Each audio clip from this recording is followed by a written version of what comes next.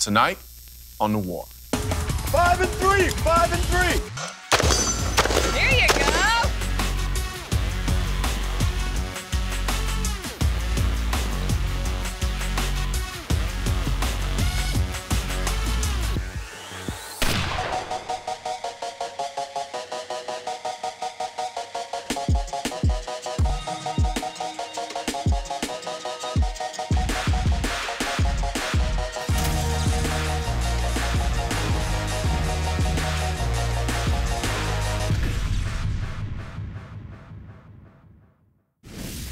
I spent last weekend sprawled out in the middle of my living room playing tactical Barbie with my Daniel Defense M4A1 AR-15 and binge watching Orange is the New Black.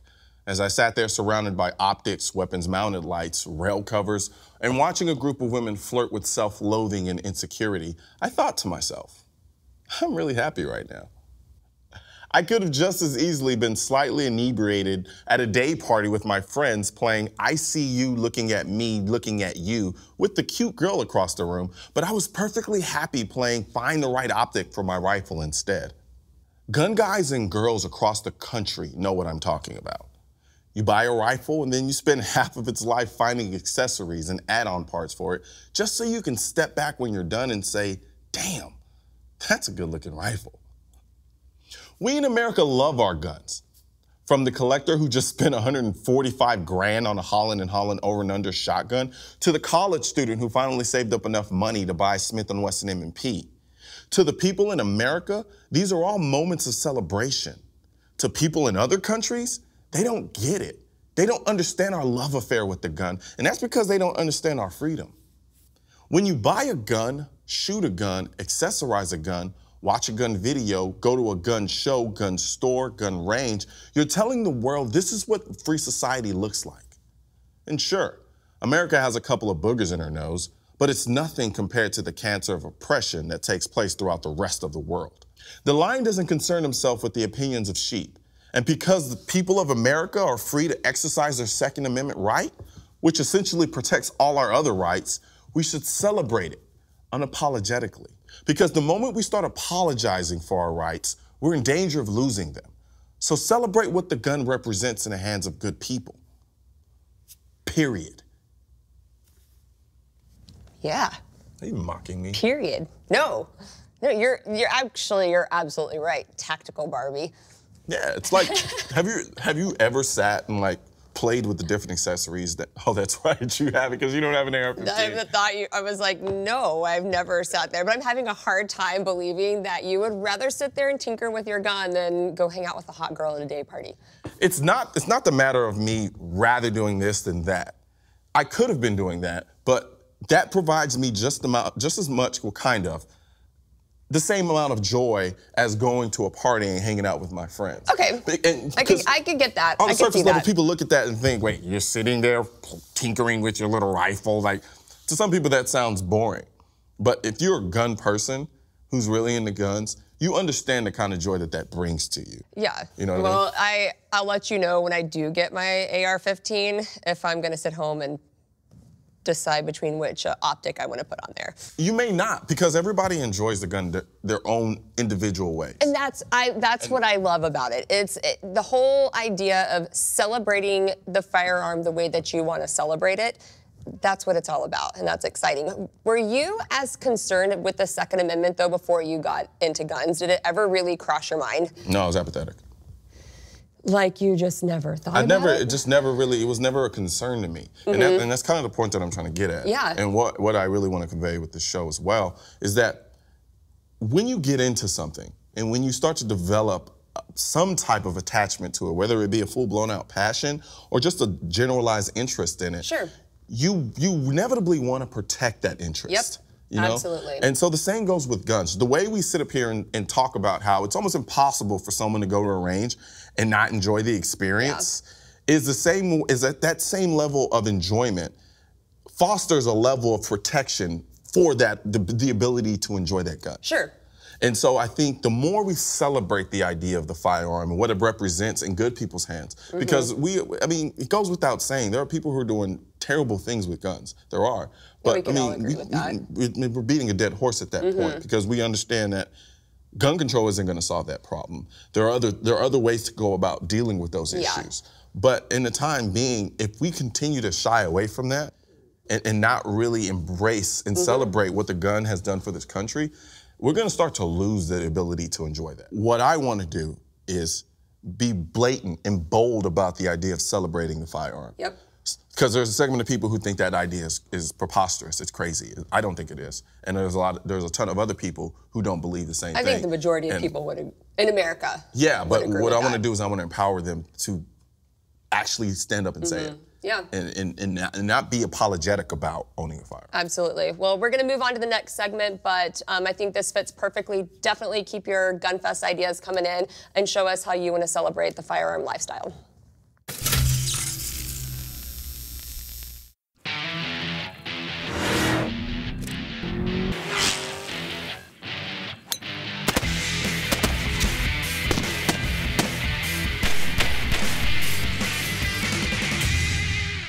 All right, guys, we're out here at the range again for another episode. And what we're doing today is we're going to shoot Daniel Defense ARs and some handguns, so we're mixing it up a little bit.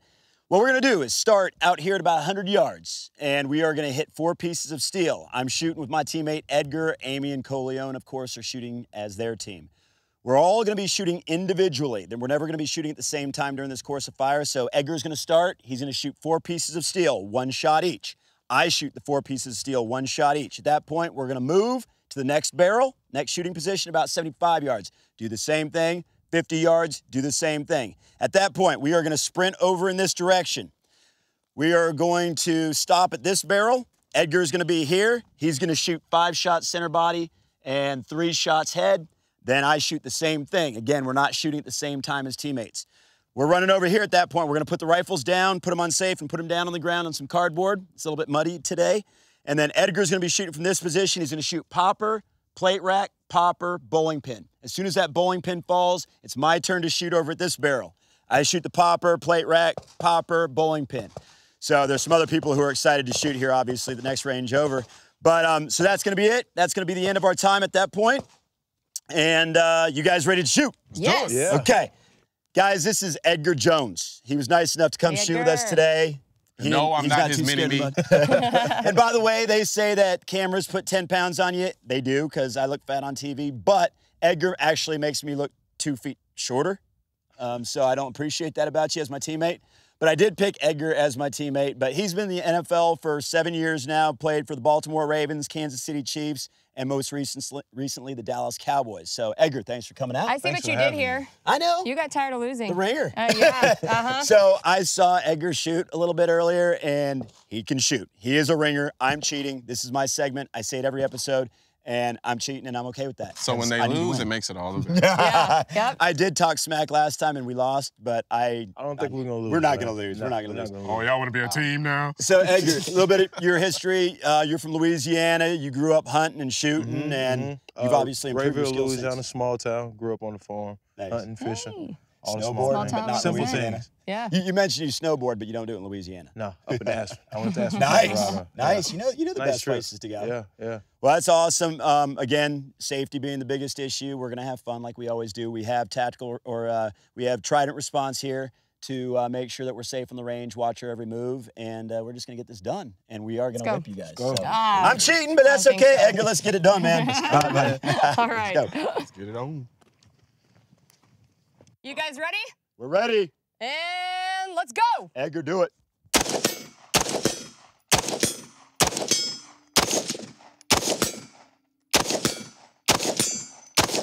Let's move.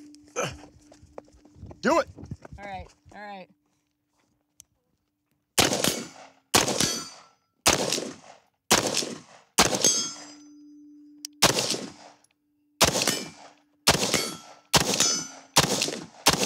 Move. You know what? It looks like these targets are tilted a little bit.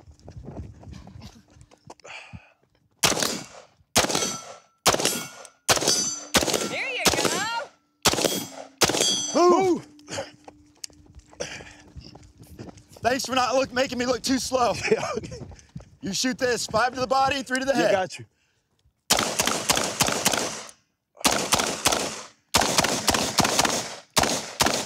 Move. They're wasting no time on that cardboard. Rifle down. I got it.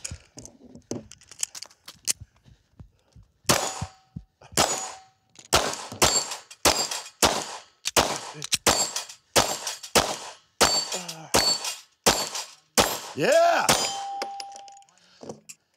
Nice, Edgar. Oh, that's hard. Nice.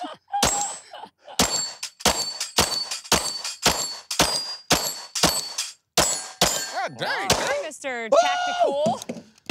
All right, baby. Is that Whoa. it? You done? That was We're some done, good I think, right? Yeah. Nice, dude. That was good really shit. good. That was good shit. That's some got that. Holy cow. Okay. That was the biggest adrenaline rush yet. Yeah, For me. it was. I'm not gonna lie, that looked fun. That really looked really fun. And it gave me something to look forward to. Except all this running nonsense y'all were doing from here to here. Yeah. So, Edgar, I just want to say thank you so much for not making me look too slow doing that run. I appreciate you. Just ran You out, said cover you were that gonna kick, kinda man. take it easy. Yeah. I got it. Do you do this a lot? You know, a little bit. A Okay. little bit when I get some time. All right. So Edgar we're gonna did get say- into that later on. This was a very cool thing that Edgar said as he was rolling out. I was getting the guns out of the truck, and Edgar rolled by, and he's like, I feel like I'm getting ready for kickoff or something. I mean, that is the feeling that we want people to understand about shooting. It is why we're doing this. So that was so cool that you said that. So what was our time? Actually, I'm gonna take 1 second off because I 129? forgot this. It was 129.7. I guessed, and Yeah. I said 1:30 was kind of the target time to be able Was to it? run that course, and we ran it pretty Well, I damn had to take clean. a second off. Yeah. It was 129.7. So. You know what? can't- I usually hate at this point. I really have nothing to hate about. So I appreciate you. No. Good luck. 1, 2, 3.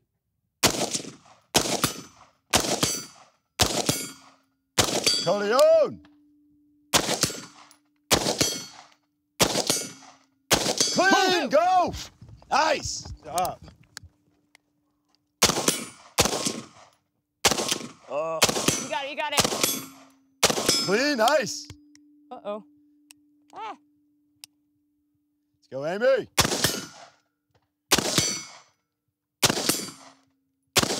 Uh-oh. Move. Job, Amy. Good shooting, Amy. Oh, yeah. That was nice.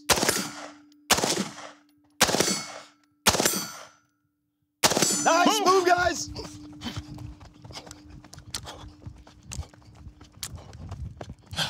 Five and three.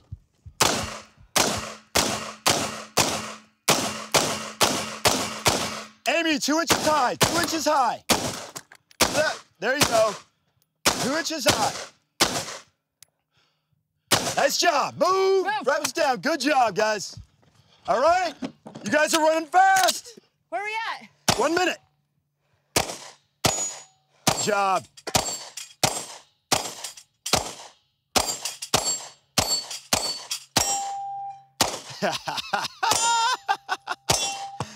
Bowling pin. Damn. Nice reload, buddy. Nice. Nice and smooth. Squeeze that trigger, Amy. Press that trigger. What? You can do this. You got it. Come on, Amy. There you go. Smooth. Squeeze. There you go. Squeeze the trigger. Good job. Got it. I got that. You did. On the edge. There you There go. you go. There we go. Reload.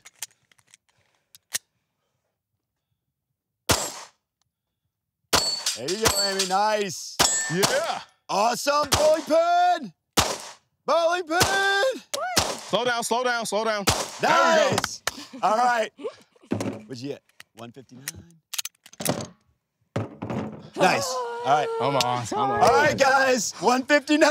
Hey, that was awesome. Good That's a job. little bit Good better. job. Thanks, man. Amy, again, you own the rifle. Colion, that was some fast shooting with the rifle. That was very impressive. Little Like ball. so. Yeah, that was good. Amy, the rifle you just own. You own. Thank you for man. showing a subtle, slight weakness. Just that little on the handgun because you make me sick on the rifle. And you still shot the handgun well. But you Okay, still shot the well, handgun I well. now have something to practice. Well, because a lot all we've been more. doing, we've been shooting rifles and Yeah. shotguns all this time, and now we put her on the handgun. She still did great. So you guys ran 159. All right, all right. That was great. Totally respectful. And hey, guys, I just want you to see that. happened? A little bit Yeah, of mud. mud. I think that was from one of Amy's bowling pin shots. Awesome. Still kicked up a little mud. Right. Edgar, what'd you think Took of me it? back to my old track days. Oh, that was so much fun. I am was out blast. of breath. I just can't tell you how much I enjoy the clump of mud on his hat. still Because there? his hats It's still are there? always perfect. Let's go Yeah. talk about this back in the shop, do guys. it. That's All awesome. right. That was fun. Oh, that was the blast, man. That was a Holy blast. cow. All right, guys, we just had an absolute blast on the range with the Daniel Yeah. Defense and the handguns. You shot an HK, we shot Glocks because we're cool. It wasn't just an HK. It wasn't just an HK. It was a brand new HK that most people don't even know exists. It was right? it's the HK VP9. Nice. That, y'all see a little bit more of it shortly. Fancy. So we have Edgar Jones here. Been in the NFL for 7 years. Started out in Baltimore, played in Kansas City, and most recently last season played in Dallas. Defensive lineman and outside linebacker and one badass shooter, I have to say. Yeah. Where did you pick up those skills? You didn't pick that up in the NFL camps, I know, so where did you learn how to shoot so well? You know what? It started with my hometown, Rayville, Louisiana. Right? You say Louisiana like you're from Louisiana. Yeah. Yeah. It comes out a little bit. Louisiana. My daddy and my uncle always had me in the woods hunting, and it's funny because my daddy started me off with just a BB gun, Right. showing me the proper way how to That's handle right. a gun. Gun down to the ground, up in the air. Right. And then it just really went off from there. And then getting into the NFL, and even before that, I just always brought guns, man. Nice. I've always been a gun guy. So I it love it. turned into more of something that you did for fun than just hunting. Do you still hunt too? I still hunt. I Yeah. hunt a lot. Fun too. Yeah. I look at as shooting as anything else. And self-defense, I see that you're carrying. I mean, this guy, and you did see, he can shoot. I mean, he really, really, really can shoot. It's not too often I can be a little cocky that when my teammates recently, I mean, they just don't, I'd pick them with a little less skill so they don't show me up because I can do that. But Edgar, he showed me up, and I was worried about it before we actually ran the course, but he did. You just shot great. And so you walked out here. I mentioned it earlier, but you walked out here, and you're walking to the course, to the beginning of the course, and you said, I feel like I'm walking out to a kickoff. Mm-hmm. You played in the NFL for 7 years. That's a dream for most of us, and that was pretty cool for me to hear that you were excited, you anticipated it, you had some adrenaline flowing. When you've been to the pinnacle of basically adrenaline flowing sports, activities, whatever else, and you said that going out shooting. That's what we're doing here, is to try to convey that to people, and it was awesome that you said it. Yeah. I had that feeling, man. Like I was sitting in the tunnel before the game, and I could hear the fans. That's what you said. The You said bleachers it. and things. I just, I've had that feeling always before I go shooting. Right. Like right before Is we're it- ready to play a game. Is man. it the I don't same know. type of focus? Because, like, I can only imagine, because, I don't play professionally, obviously.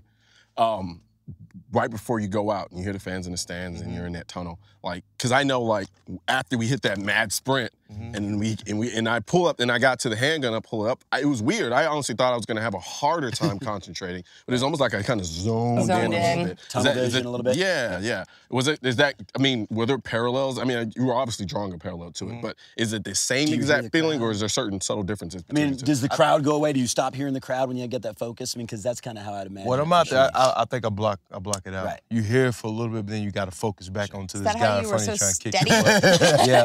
You were just so steady. Now, so your greatest moment as a professional athlete, like what was the one moment like you just look around and you're like, wow, this is amazing.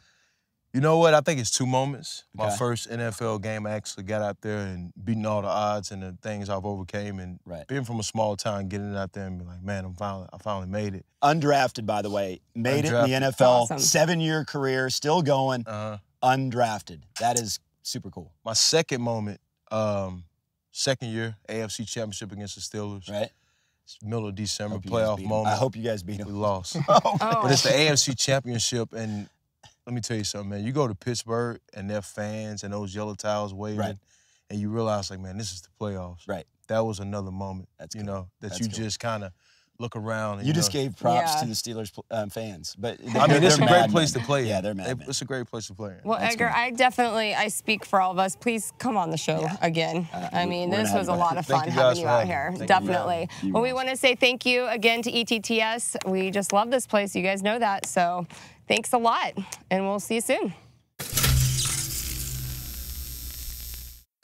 All right, guys, so for the last few weeks, I have been hinting at, or what am I saying? I have been very blatant in my love affair with this white Mossberg shotgun. So For the very first time, I'm obsessed. I decided I wanted to do a gun review on it.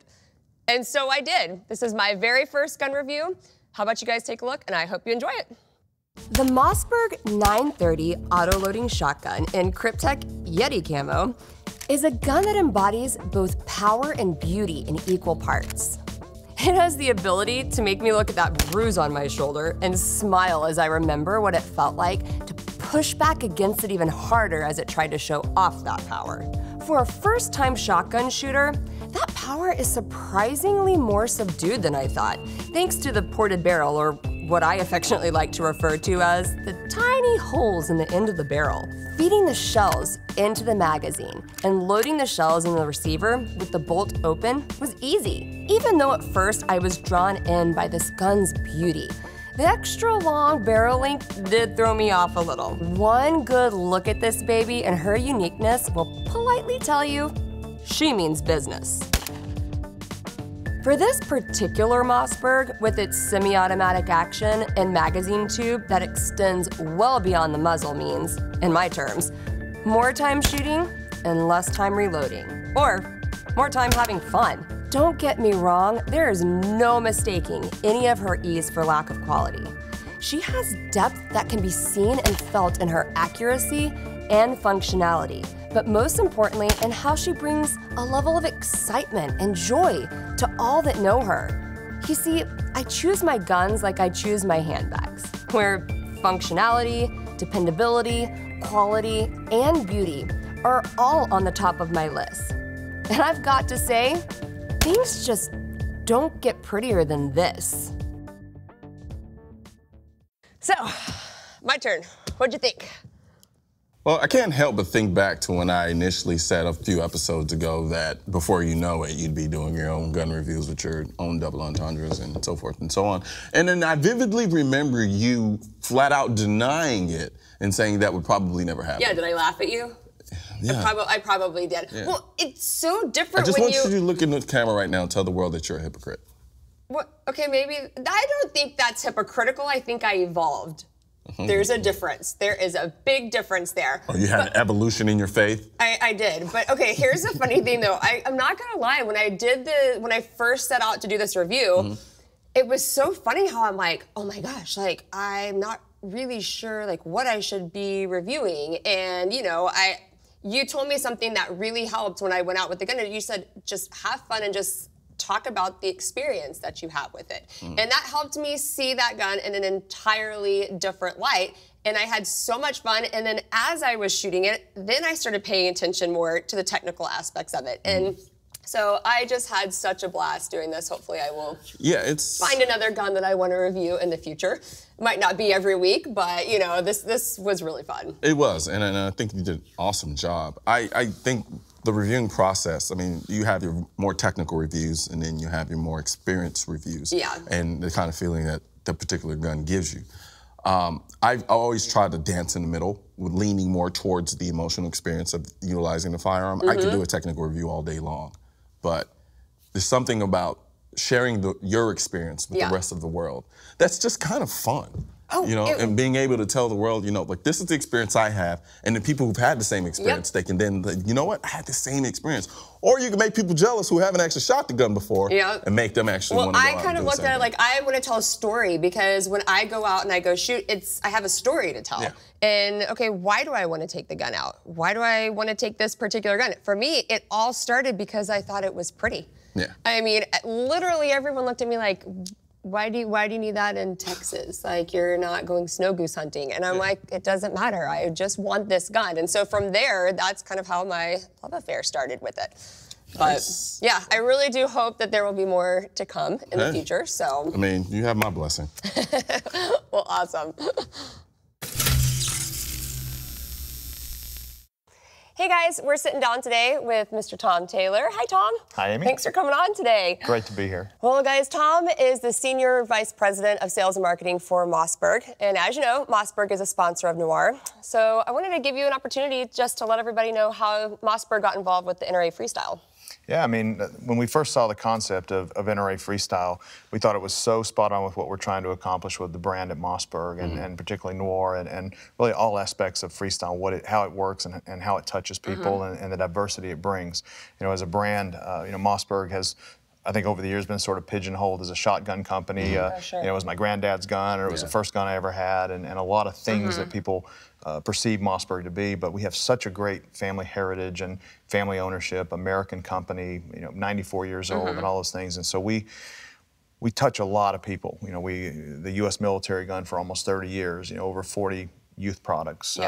You know, bolt-action rifles, a bolt-action rifle that accepts an AR-style magazine. You know, our semi-auto line that I know is near and dear to your heart, the 930. You know, that 930, and bringing Jerry Micklick on to shoot it competitively, and the Duck Commanders to, you know, talk about the waterfowl market, and just all those diverse things. The diversity of NRA Freestyle and Noir was what really attracted us to being a big part of this, because we want to tell that story about our brand. You know, built rugged, proudly American is our tagline, and we think that really plays into what you guys are doing here. And you're obviously you're not going to alienate any of the, you know, people who've just really stayed with you guys for a long time, but are there any products in particular that are coming out that you're trying to really reach a new demographic? Yeah, I mean, that's very important to us, and it's very important to the Mossberg family. I mean, the Mossberg 500 is 50 years old. We just celebrated its 50th anniversary, 10 million units on the street. Tremendous loyalty to that product line, and we hear all the stories about how it was your first gun, or how your granddad passed it down, or how it was your boat paddle when you're duck hunting as well as your gun. You know, I didn't know you could do that. Well, you're not supposed to. Really is supposed to do that. Yeah, just don't learn bad habits. It just has such a reputation, and you know, going back, you know, the company actually started in handguns.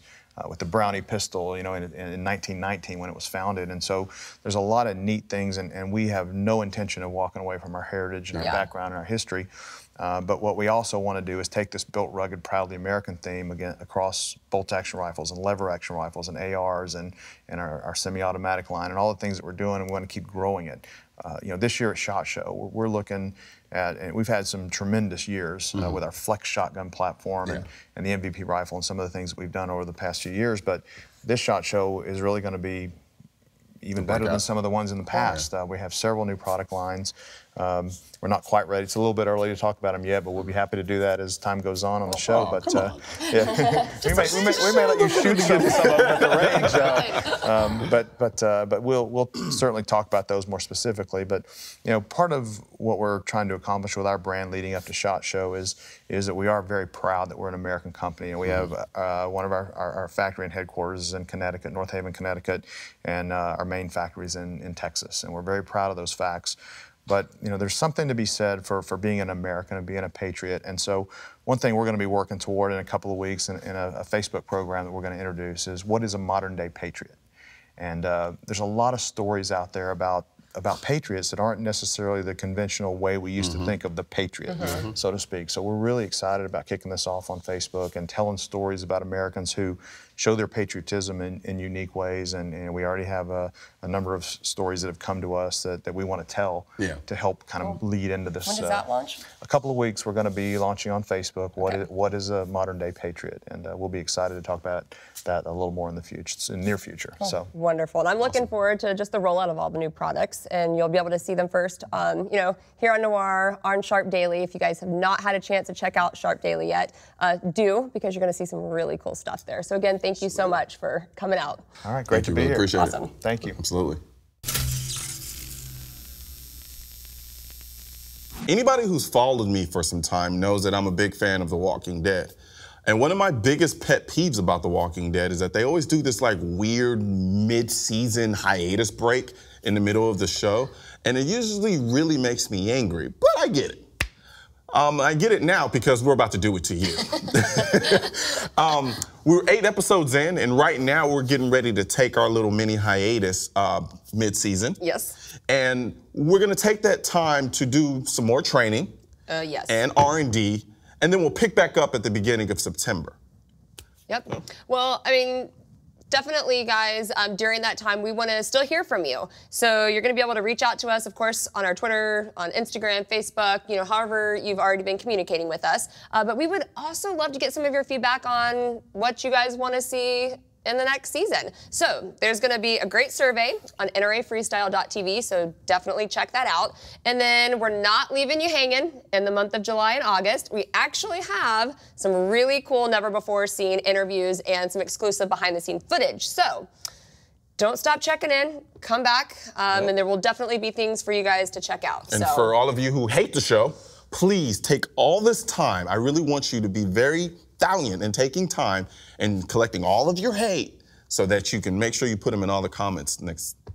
Oh, there you go. Yeah, well, I think that would be great. All right, guys, so really quick, want to show some pictures for the How I Watch Noir stuff. I'm actually going to be kind of sad that we're not going to get too many of those in for the next few weeks. No, I think they'll still be coming in. I think there are a lot of people who probably haven't really caught on to the show yet. They'll watch it, and they'll continue to send the How I Watch Noir pics, and I think they should. I hope so. I think you should, too. So we definitely got a few cool pictures this week, so keep those coming. And then let's get into the questions. Right. I got a question. This must be from a fellow sneakerhead. They want to know, what's the next pair of sneakers that you would wait in line for? Is that normal for you to wait in line for sneakers? No, actually. Oh, okay. I hate waiting in line for sneakers, and I've missed out on a lot of releases because I refuse to wait in line. However, I did wait in line for the Yeezy Foamposites. And that was accidentally. And that was because I thought I got there early enough to just get them and get out. And I learned the hard way that that was not the case. But there aren't any really shoes out right now that I'm just like dying to get that I would stand in line for at this point in time. I've never stood in line to buy a pair of shoes. I've slept in a car overnight. I've done all types of things. That was back in high school, though. But. That's impressive. Very impressive. All right, the next question says, hey, I ride motorcycles, and I'm looking for a good holster. Any recommendations? I'm gonna assume, I'm gonna go out on a limb and I'm gonna assume that the most important aspect of carrying and riding a motorcycle is gonna be retention. Because you don't wanna have to deal with the gun possibly falling out of your holster and whatnot. Or exposing it, right? I mean, if it's gonna be that stay too, concealed, but I mean, that comes more towards wardrobe in terms of what you wear, your shirt and things like that. As far as holsters, if I were riding a motorcycle, I'd probably be carrying in something that was Kydex. That's just because it gives you a bit more positive retention versus, say, a leather holster or a neoprene or anything of a softer material. I think that'll give you a little bit more retention and make you feel a little bit more confident while you're riding, so you don't have to worry about the gun falling out. Cool. So any of the major Kydex holster makers out there will probably have something for you. Awesome. Well, we hope that helps, and keep your questions coming in. Last thing, what song do you have for us on the Spotify playlist? Well, I came across the song by accident, just kind of doing a little Spotify browsing. And the name of the song is It's Their Time from a group called Odessa. Odessa. Yeah. I've never heard of that. I think that's how you pronounce it. Odessa. Odessa. Or something like that. All right. Anyway, Odessa, that's what we'll say. Well, you always give me great songs to check out because I haven't heard of half of them when you put them up there. So hopefully you guys are enjoying those songs. Check it out. Too. Cool, and we will see you back in September. You take care.